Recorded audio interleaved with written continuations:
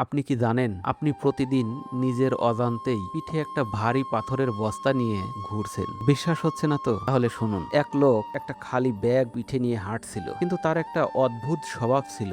রাস্তায় যেই তাকে গালি দিত, অপমান করত বা কষ্ট দিত, সে একটা করে পাথর কুড়িয়ে ওই ব্যাগের ভেতরে জমিয়ে রাখত। এভাবে কয়েক মাস যাওয়ার পর লোকটার ব্যাগে এত পাথর জমলো যে সে আর সোজা হয়ে দাঁড়াতেই পারছিল না। তখন এক জ্ঞানী লোক তাকে বলল, আরে বোকা, তুই এই ফালতু লোকেদের দেওয়া পাথরগুলো বয়ে বেড়াচ্ছিস কেন? এগুলো ফেলে দে, দেখবি কত হালকা লাগছে। ভাই, আমাদের জীবনটাও ঠিক এমন। কেউ আমাদের অবহেলা করছে, কেউ অপমান করছে, কেউ কষ্ট দিচ্ছে। এই অতীতের খারাপ স্মৃতিগুলো আমরা পাথরের মতো মনের ভেতরে জমিয়ে রাখি, আর সেই ভারী কষ্টে আমরা সামনের দিকে এগোতেই পারি না। তাই আজই মন থেকে অতীতের এই পাথরের বস্তাটা ফেলে দিন। যারা কষ্ট দিয়েছে তাদের ক্ষমা করে দিন নিজের জন্য। দেখবেন জীবনটা কত সুন্দর আর হালকা মনে হয়। নীরব শিক্ষা থেকে আমি ছিলাম আপনার সাথে।